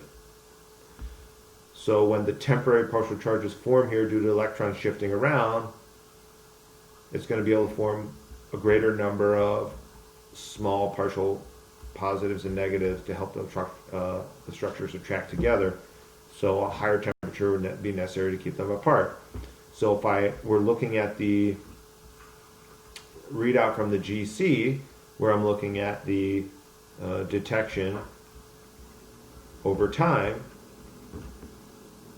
the one with the higher boiling point would stay in the column longer. The lower boiling point would stay as a gas more often and flow through the column more quickly. So I would see one peak and then probably very close to that the other peak, because they still have very similar boiling points. The only difference between them is a little difference in the surface area. But if that's enough of a difference for my instrument to have one pass through the column sooner than the other, I can separate them and get their individual mass specs. So I can tell that there's two different substances in there if they come out of the column at different times, and also if they have different fragmenting patterns. A more dramatic example of that would be comparing diethyl ether with, say, butanol. These are constitutional isomers. They both have 4 carbons, 10 hydrogens, and 1 oxygen. But this one only has dipole-dipole attractions. This one can form hydrogen bonds, so much stronger attraction. So the boiling point of this is around 110 Celsius. The boiling point of this, I think, is around 40 Celsius. Big difference in boiling point, even though they have the same atoms, because the intermolecular attractions are much stronger. So not only would these probably give significantly different fragmenting patterns, but they would also come out at definitely at different times as they pass through the column due to their different amounts of time. This one would stay as a gas much more often, passing through the column much sooner than this one, which would condense now and then and form liquid pools, and then re-boil and then come out the column at a later point in time. There are a variety of mass spec techniques. So this textbook and our course, we really only have time to focus on the main one, which is the electron ionization. And we said that's where my sample gets hit by a beam of electrons and it knocks an electron out. That's considered to be a pretty harsh ionizing technique. It's a pretty high energy technique. So it's good because it knocks electrons out readily and I get lots of ions that can be analyzed, but it also causes a lot of fragmentation. And some molecules are very sensitive and they fall apart really easily. So it's possible if I use this technique on some molecules like DNA molecules or larger molecules, they'll just start falling apart. I want to know if this DNA molecule has the right basis in the right sequence. If it falls apart in the instrument, I can't really determine the answer to that question.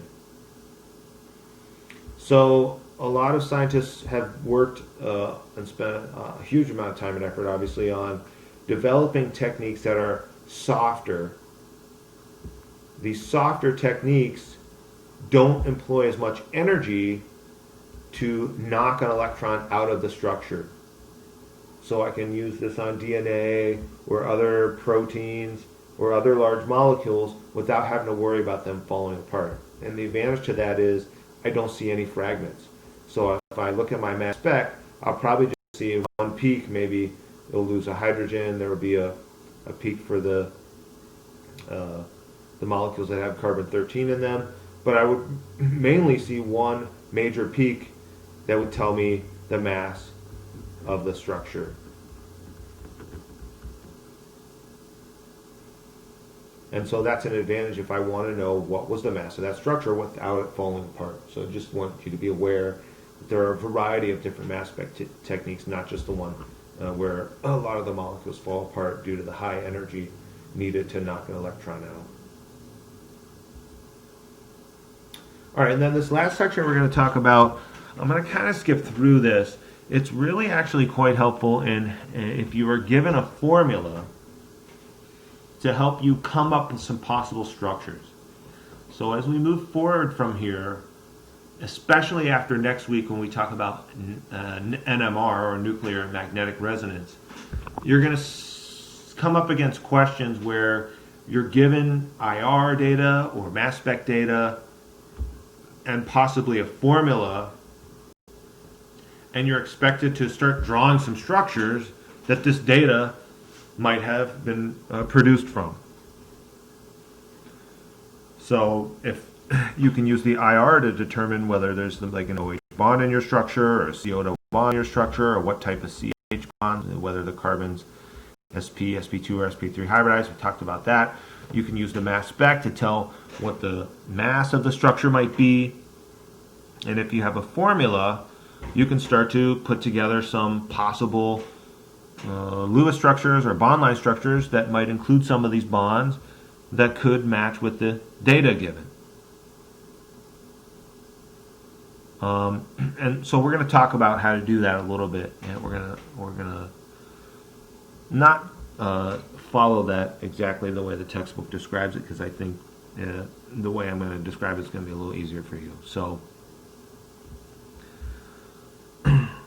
one thing that you should know is that if a carbon chain is saturated with hydrogens, it will always have twice the number of hydrogens plus 2 compared to the number of carbons. So what I mean by that is, let's say we're dealing with pentane. Pentane has 5 carbons. How many hydrogens are there?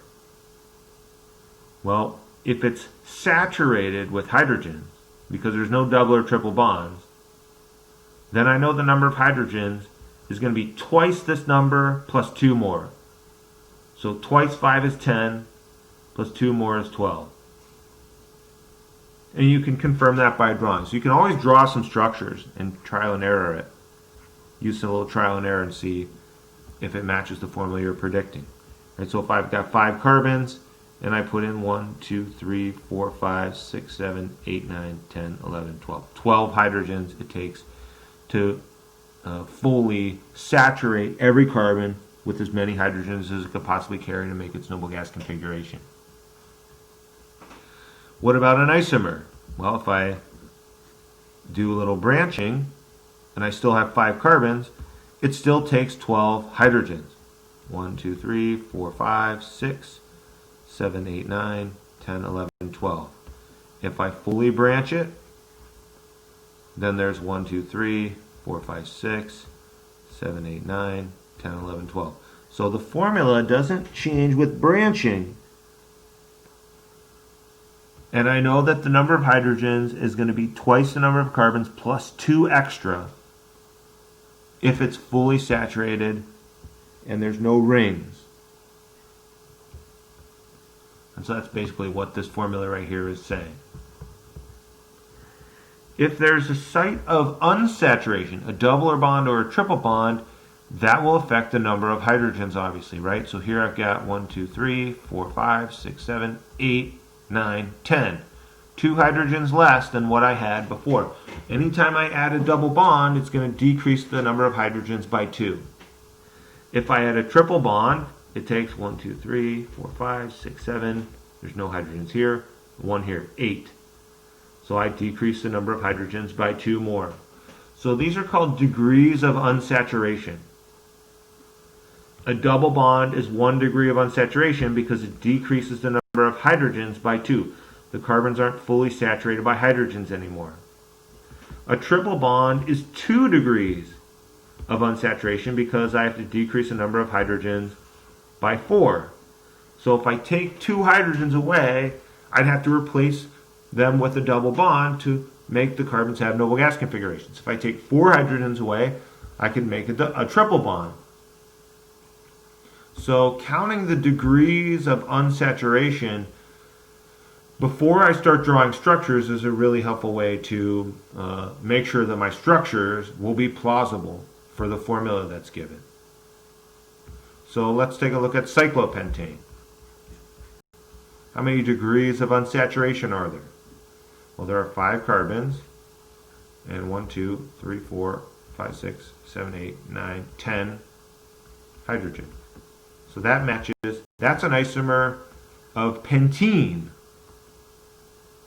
and that has 1 degree of unsaturation. So even though it doesn't have a double bond, a ring effectively changes the formula the same way a double bond changes the formula. So when you're given a formula, like let's just say you're given C4H6, what you want to do first, if you're trying to draw structures that might match that, is to figure out how many degrees of unsaturation there are. Right? So the textbook introduces a formula to help you with that. I would say the formula is probably going to take you more time and effort than it's worth. So what I would recommend you do is to just draw 4 carbons. Right? Just if you have a formula that says here's how many carbons, just draw them and see how many hydrogens it would take to actually saturate that. 3, 4, 5, 6, 7, 8, 9, 10. So for 4 carbons, 10 hydrogens would be fully saturated. So if I take 2 away, I would get to 8. I have to take 4 hydrogens away from that to get to 6. So that means my structure has 2 degrees of unsaturation. Each degree of unsaturation requires 2 hydrogens to be removed. So what are some molecules that could match that formula? Well, there aren't very many. 2 degrees of unsaturation means I need the equivalent of 2 double bonds. Because I'm removing 4 hydrogens, I need 2 double bonds to make up for the fact that those 4 hydrogens aren't there to complete noble gas configurations anymore. Right? So if I have 6 hydrogens, knowing that I have 2 degrees of unsaturation is really helpful. Because that means I have to have 2 double bonds, or a triple bond, or 2 rings, or some combination of a ring and a double bond. And then I can start to draw structures. So very quickly, I can come up with all the possible reasonable structures that could actually match that formula. And without doing that, it's you probably would feel kind of lost. If I just said draw a structure with C4H6 and draw as many isomers as you can, you'd probably sit there for a while and try to go through a lot of trial and error. So this method is meant to help you draw isomers without so much time, effort, trial, and error. By recognizing how many hydrogens it would take to fully saturate 4 carbons, and then how many hydrogens fewer than that I actually have, that tells me I have 2 degrees of unsaturation. I'd have to remove 4 hydrogens to get from the number it would take to fully saturate the chain to the number I actually have. Removing 4 hydrogens means I need 2 double bonds, 2 rings, a double bond and a ring, or a triple bond. And then I can start to come up with structures very quickly that would match that formula. If there's a halogen in the structure, the halogen will end up replacing a hydrogen. And so the book develops this big long formula to help you with that. I don't think the formula is that useful. If you have a formula given to you that involves a halogen or an oxygen, just don't worry about the hydrogens at first. Just draw in the carbons. I've got 5 carbons, and then put a bromine in somewhere. I don't know where it's supposed to go, but I'll just put it in somewhere. And then I'll fill in the number of hydrogens it would take to really saturate it. 1, 2, 3, 4, 5, 6, 7, 8, 9, 10, 11. So if it takes 11 to saturate it and I only have 9, that means I have 1 degree of unsaturation. So that means the structure would need to have 1 double bond or 1 ring. And so I can start to imagine, okay, I could imagine an isomer with a double bond here. I can imagine an isomer with a double bond on the end of the chain. I could make a ring.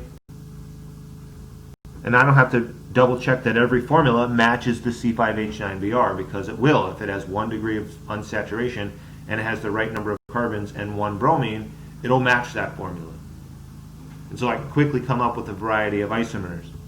And so if I give you a formula and some mass spec and IR and NMR data, if the IR shows you have a CH stretch above 3000, you know that degree of unsaturation is probably in the form of a double bond rather than a ring. If you don't see any peaks above 3000, you know the degree of unsaturation is in the form of a ring, or maybe it's a double bond that doesn't have any hydrogens attached. But that wouldn't work because that would be 6 carbons and my formula only has 5. So you can start to really narrow down the possible identities that might match that given formula if you're given a formula to analyze. A nitrogen increases the number of hydrogens by 1, but again, I wouldn't worry about this formula. It's easy to make a math mistake if you use this formula. If you're given a formula and you're trying to draw some isomers, some structures that would match that formula, just start by drawing the number of carbons out. If you've got a bromine, put that in. If you have a different halogen or an oxygen or a nitrogen, just put it in somewhere. It doesn't matter where.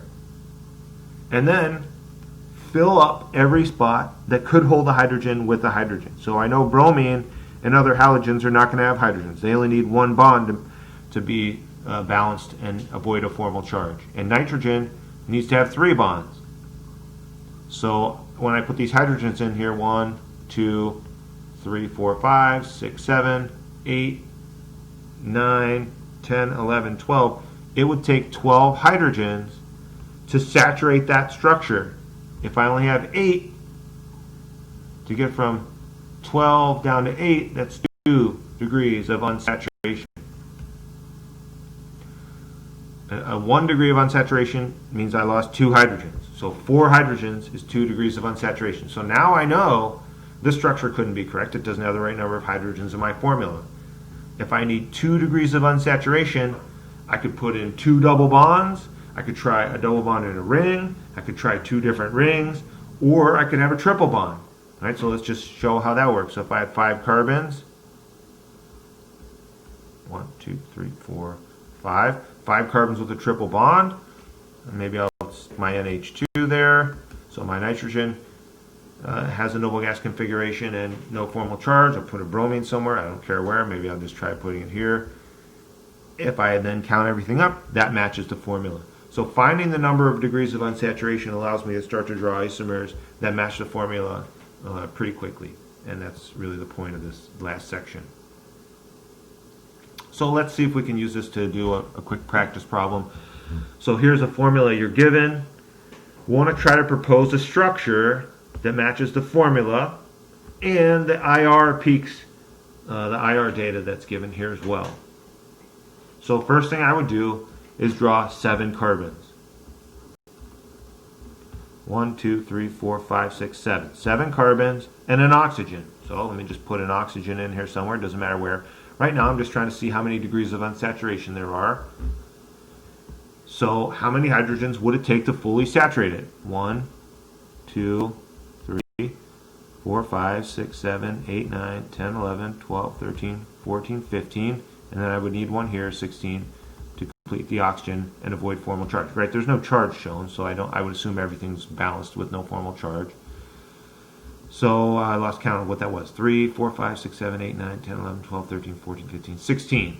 So if I had 16 hydrogens in my formula, then I would know there's no double bonds, no triple bonds, no rings. But since I don't, I actually have 12. That's 4 hydrogens missing, which is 2 degrees of unsaturation. So now I know my structure has 2 degrees of unsaturation, which means it's got to have 2 double bonds, a triple bond, or some combination of 1 double bond and 1 ring, or 2 rings, or something like that. So now I'm going to look at my IR data. I've got this peak around 1700. That tells me that I have a CO double bond. Okay, that double bond is going to account for 1 degree of unsaturation. That's already accounted for. If I have a strong peak around 1700, that's pretty clear I have a CO double bond based on what we talked about for IR. So that accounts for 1 of my degrees of unsaturation. I still have to have 1 more. And then I look at the IR, it tells me there's no peaks above 3000. So that means I do not have any hydrogens bonded to an sp2 or any hydrogens bonded to an sp hybridized carbon, because that CH stretch would appear around 3300 and this CH stretch would appear around 3100. If there's no peaks above 3000, I know I don't have that. The fact that there's no peaks above 3000 also tells me I don't have an OH. But since my formula only involved 1 oxygen, and this peak here tells me it's involved in a CO double bond, I already knew that I didn't have an OH. So there's a variety of different structures that could give this IR data, but I know that I have to have 1 degree of unsaturation in the form of a CO double bond. I have to have 7 total carbons, and I need 1 other degree of unsaturation to get the right number of hydrogens. So I don't have to use a bunch of trial and error. So my other degree of unsaturation, maybe it's a ring.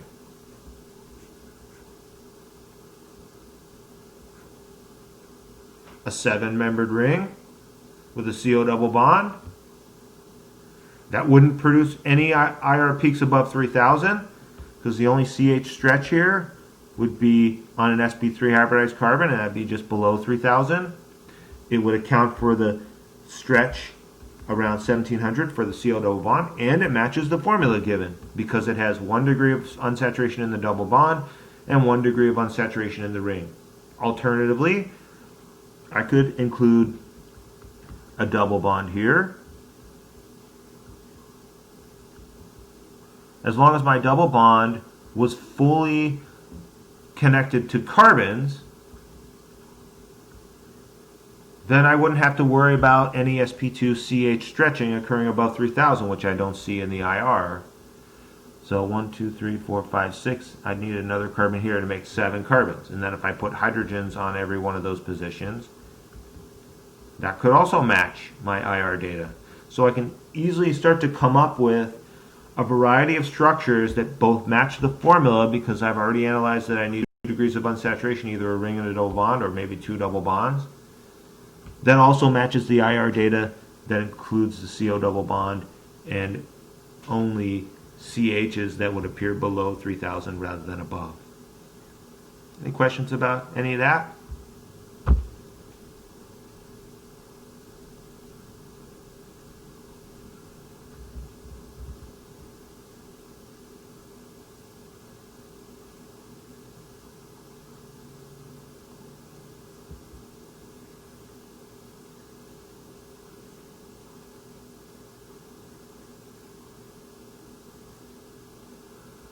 So there are a lot of bullet points obviously associated with that, and lots of good practice for you to look through. I would definitely practice these.